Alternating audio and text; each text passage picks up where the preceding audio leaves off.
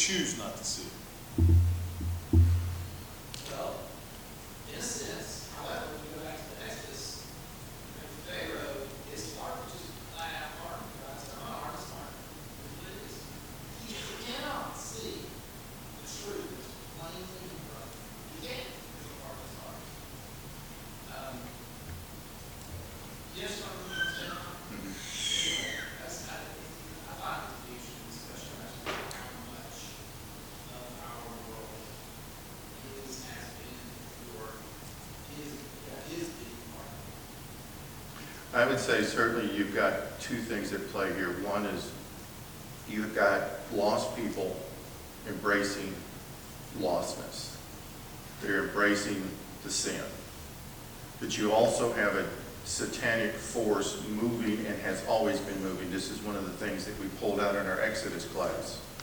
Pharaoh and his people didn't just show up and come up with some heretical ideas. I believe there was a demonic presence behind them. And I think there is a demonic presence here. I don't know the passage that I quote here, but it talks about that the darkness of this world, the dark forces of this world have blinded the eyes of mankind. Now you can interpret that a couple of different ways, but certainly what we recognize is to be in a state of lostness and in rebellion against God, which is what that means, is you're not going to see the truth correctly, and you're going to be subject to being able to fall into this. My objective with showing you this is to not have you simply go out and tell the world, hey, this is what you're doing, get out of this. My objective here is to tell you is to guard yourself more, because this is what is, it's not, this is a philosophical concept. I'm not simply just trying to make this a philosophical thing here, but I want you to at least have some tools to be able to recognize these things when they do show up. And one of the things is we see the tension of the media, social media, Facebook. How many of you have read a post and been jacked up and had an emotional response to it? You know it? And you have wanted to fire off a post that's been ungodly immediately. I have never ever done that in my life, okay? Sorry, just kidding. But that's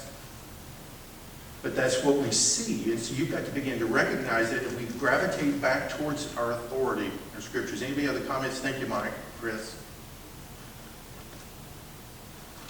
Yes, ma'am. Sorry. Well, pastors, gotten up there and talked about the world as being prepared for Jesus to return. And, all these things are going to start, anarchies taking over more and more because of that preparation. The world is groaning, waiting for Jesus to come back. And it's just like all this is part of that. But how long is that going to take? Are we weeks? Are we years? Are we decades? We don't know. As long as we as the church are in this world, our objective is to not fight social injustice, but to present the gospel to a lost and dying world. That is our objective. However long that is, however many breaths we have in our lungs, that's what we're here to do.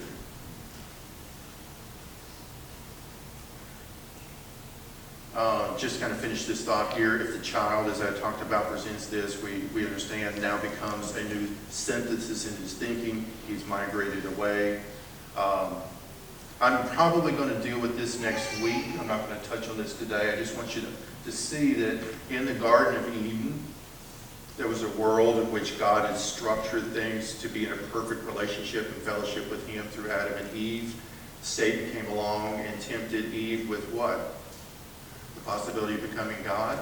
And he said, did God really say? And so we see that Hegelian dialectic being imparted here. The impact here is the Marxist weapons would be the Hegelian dialectic. In other words, they would brainwash the masses in the West. They would re-educate the masses in the same way the Chinese communists re-educated the American POWs during the Korean War. Well, the global army of trained teacher facilitators They would erase God from Western minds and replace him with Marxist values and wait for Western culture to fall gently into their hands. Church, I believe we're about to be living in and are already living in this culture. Now, the thing I've highlighted here is with a global army of trained teacher facilitators. This is, what's her name, Patricia Colliers. She is one of the founders of the Black Lives Movement. This is a quote from a video, and she says, "We actually do have an ideological frame. Myself and Alicia are particularly trained organizers. We are trained Marxists." Black Lives Matter is in part a Marxist organization. You're seeing Marxism, communism, socialism played out on your television screen night after night after night. In the classroom, as I've already been touching on this, the teacher facilitator leads the class through a number of steps designed to clarify the values of the children, never knowing that the process is Hegelian dialectic, especially adapted for children. These dialectical techniques have been perfected by behavioral scientists and are designed to unlock the door to the inner sanctuary of the child's core belief system, alter it, and then relock the door. Conflict is deliberately set up in the child's mind by creating logical contradictions between the Christian beliefs he or she brings to school and the beliefs and values mandated by the state. And this is much of what our children and what we have probably grown up in as well. I think it's a powerful statement. We're not powerless to do anything about it within our own families, but we need to understand that this surrounds us on all sides and in every way. Entertainment, natural history museums, magazines and books, school, colleges and universities. Anywhere the world has a way of speaking to us, it happens. Now, as far as Black Lives Matter, it started after the death of Trayvon Martin in 2012 and the subsequent acquittal in 2013 of the officer that had shot Trayvon Martin. I'm not here to chase the details of that or to determine whether the courts were right or wrong. I'll just say that in response to that, these ladies, Patrice Colliers, one in particular, says on July 13, 2013, "We disrupted business as usual and impacted the world." And in her own words in a video, she said, upon that decision, she said, "We need to do something." As I recall, she posted a picture on social media with the hashtag Black Lives Matter, and in a matter of days, things took off. These are three women. I'm not going to go into character sketches. If you want to know more about them, you can. Certainly, we're here to focus on the movement itself. Here's a short video from Patrice and give you a little bit of sense of her personality.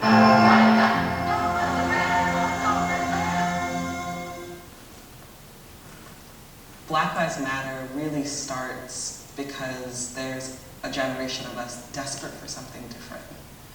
And while the Obama administration, for many of us, was like, this is the opportunity where we can finally have those real conversations, instead, white people were like, racism's over, you got your black president. And then Trayvon Martin's killed. I was so distraught. And so I go to social media, I go to Alicia Garza's Facebook page, she's writing this love note to black folks, she closes it with Black Lives Matter. And then right underneath it, I hashtag Black Lives Matter. And that's the moment in which the phrase, the hashtag begin. And pretty quickly, within, I would say, 48 hours, the both of us are like, all right, let's build this into something.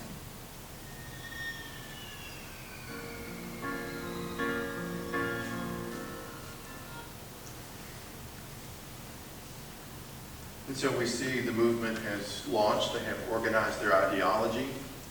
They've moved forward with this and are really very organized and structured. The chart on the right was taken from Black Lives Matter Nashville chapter, and what we're going to do with our time remaining, and looks like we'll be doing into next week. is going through each one of those points and talking just briefly about what that means and how the Bible actually brings a corrective understanding to these ideas. So you should have all of this information in your handout. Redefining the individual. This is the first segment here. And so as we look at who are we as people, we understand how God created us. Black Lives Matter has sought to redefine us. You've got fill in the blanks. And so that will be wherever it's underlined, that's a spot for you to put something in. Inclusion of different types of people in a group or organization, diversity. From the site here says, we are guided by the fact that all Black Lives Matter, regardless of actual perceived sexual identity, gender expression, economic status, ability, disability, religious beliefs or disbeliefs, immigration status, or location. We make space for transgender brothers and sisters to participate and lead. We are self-reflexive and do the work required to dismantle cisgender privilege and uplift Black trans folk, especially Black trans women. Cisgender, just in case you don't know, is simply a person who actually identifies with their assigned sex at birth. That's all that means. It's not a crazy thing. What's your response here? What's your initial thoughts? Should we, as Christians, recognize diversity amongst our culture? Should we recognize we're different? How are we different? Individuals. Okay, but what separates one individual from another? Thoughts, gender, quality. Thoughts, gender, Moral ethics, quality of the person, I guess, but that's probably one time. I guess the point I'm driving at with this right here, right off the bat, is I want you to see is there's some of this stuff in here that really, it's kind of dumb stuff. I mean, we really would probably endorse some of this stuff, but not all of it. Yes, ma'am. Well, there's a song up there about the importance of fathers and headship that, they want to make immigration status, a non-issue. And, I have a serious problem with that. I understand, and that's where we begin to recognize there may be a political tone in here, but I'm not wanting to push this to political. I want us to see people rightly, but I also want us to understand that there is a wrong way to see people. There's a wrong way that people live their lives. People live their lives in an immoral way. Exactly. I don't have a problem with anyone coming into the country, but come in politically. And so part of what you've got to recognize when you hear a list like this is not what is being said, but also what is not being said. That's why I pointed out here at the bottom, this is my comment here. In reality, not all Black Lives Matter. Those would include those the unborn children.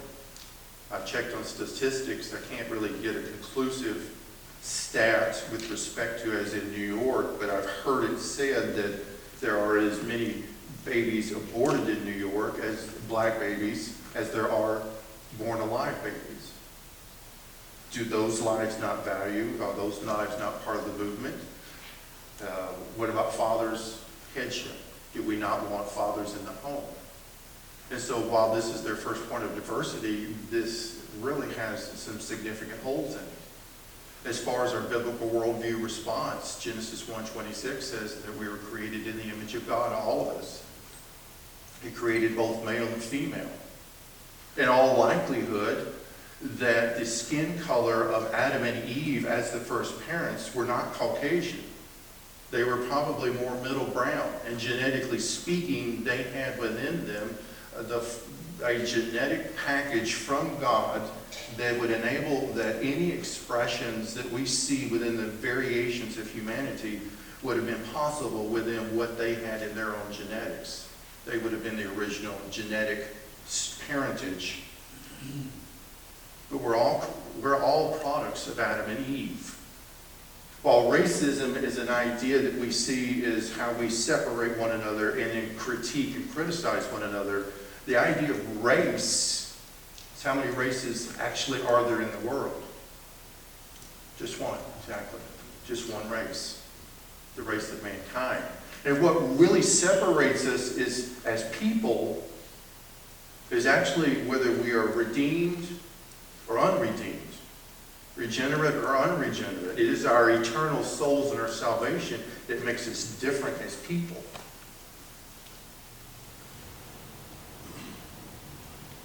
Queer affirming. Now I put these words in here because I want you to, part of it sees, keep the Hegelian dialectic in mind, what they're trying to push you to. Some of these phrases and definitions you might say, okay, I don't really have a real struggle with what that idea is, but you've got to understand they're part of an overall idea. Queer affirming, queer being different in some way from what is usual or normal. The term for sexual and gender minorities who are not heterosexual or cisgender. There are some within the context of the church that would look at homosexuality and say, well, it's not that bad, or who am I to say? But what Black Lives Matter here is promoting is that we actually affirm that ideology. Now, we don't just not affirm it, we also reject that ideology because it is not in line with the authority of Scripture as being created in the image of God.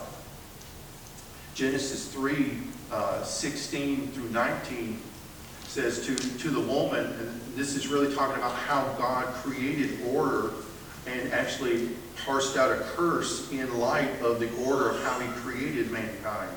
To the woman he said, I will greatly multiply your pain in childbirth. In pain you will bring forth children, yet your desire will be for your husband, and he will rule over you. Martha and I were talking about this one yesterday. There has been the thought I've had through the years that this phrase here, yet your desire will be for your husband, actually might have had a sexual connotation to it. I no longer think that. Particularly in light of where we see 3 women leading Black Lives Matter, they have stepped up and taking headship of something. I no longer believe that in light of the feminist movement, who wants to see the role of the husband and the head diminished. I believe what we see here is part of Eve's sin and rebellion against God, and the subsequent curse is being played out in that women now have a desire for headship. And men in turn will placate, and sometimes they'll either be hostile and put that down, which is wrong, and that can be abusive, or they'll be very passive and let the wife take over in the head. And that's also wrong. It's not that both aren't equal in God's eyes, but there is a hierarchy, there's a relation, there are roles that were defined by God. Then to Adam he said, because you listened to the voice of your wife and have eaten from the tree about which I commanded you, you shall not eat from it. Cursed is the ground, and we understand that now that as we cultivate the earth, that there are hardships. Nothing comes easy from us. But these are distinctions that God has created in our roles that are important for us to understand. Number 3 here, unapologetically black. Now, I am fine with a black individual being who they are. That's cool. But it's defined here by this website as you are always going to go to back your race, R-A-C-E, no matter what. So that means as a believer, my fallback is not because of the color of my skin. My fallback is because of the redemption of Jesus Christ in my life. Romans